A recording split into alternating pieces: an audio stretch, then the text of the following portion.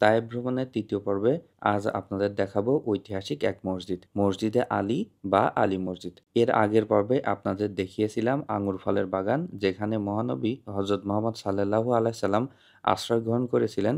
সেখান থেকে এখানে মাত্র 2-3 মিনিটের হাঁটা রাস্তা, জায়গা দুটি পাশাপাশি বলা চলে।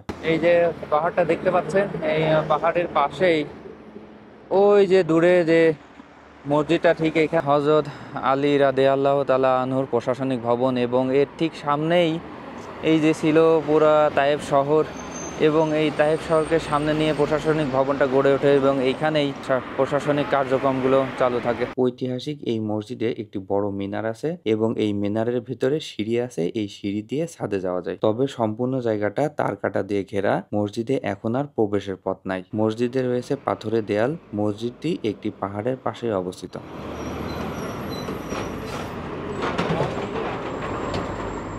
খলিফা আলী রাদিয়াল্লাহু তাআলা আনহু ক্ষমতায় যখন ছিলেন, তিনি এখানেই প্রশাসনিক কার্যক্রমগুলো পরিচালনা করতেন। তায়েফ শহরকে সামনে রেখে এখানে প্রশাসনিক কার্যক্রমগুলো চালানো তুলনামূলক সহজ ছিল এবং তার স্মরণেই এই মসজিদটি নির্মাণ করা হয়।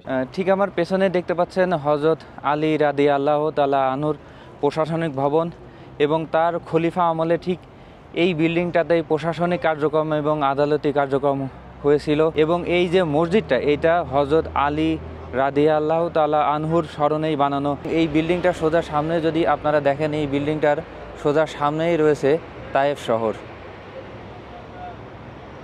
ঠিক এই মসজিদটির সামনেই রয়েছে তায়েফ শহর এবং পাশে রয়েছে একটি বড়ই গাছ। আপনাদের দেখাই, এখানে থোকায় থোকায় বড়ই ধরে আছে। দেখুন, প্রতিটি ডালে ডালে বড়ই ধরে আছে।